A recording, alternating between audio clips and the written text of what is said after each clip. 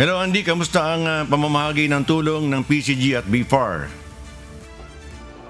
Yes, magandang umaga, Bert. Naging pahirapan niya itong paghahatid ng tulong ng Philippine Coast Guard at ng BFAR sa mga mangingisda dito sa West Philippine Sea dahil sa mga panghaharas na ginagawa ng mga barko ng China Coast Guard.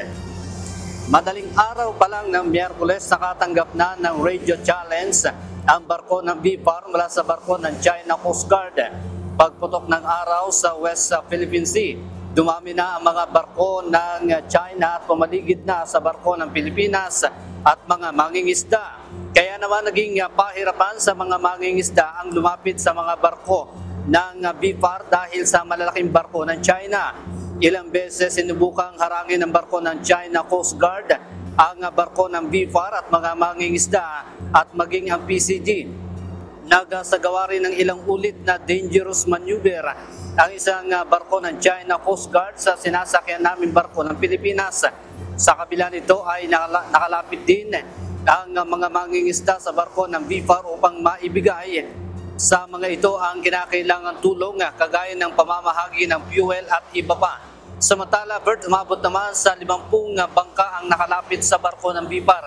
Nakapagbigay ang PCG at BFAR ng 50,000 liters ng fuel sa 50 mga bangka. Bukod pa dito, ang mga groceries at iba pang pinagkaloob sa mga ito. Medyo pahirapan din ang paglapit ng mga ito dahil masungit ang lagay ng panahon at malalaking alon sa karagatan.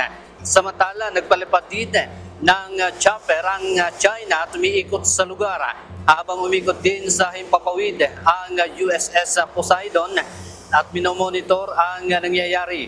Kita rin namin mula sa malayo ang PLA Navy ng China na nagmamasid sa mga nangyayari.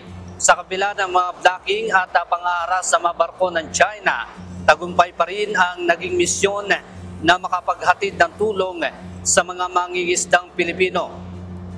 Bert, magpapatuloy ang pamamahagi ng tulong ng pamahalaan sa mga mangingisda hanggang sa mga susunod na araw. Yan muna ang ating latest live mula dito sa West Philippine Sea. Balik sa iyo, Bert. Alright, keep us updated, ano?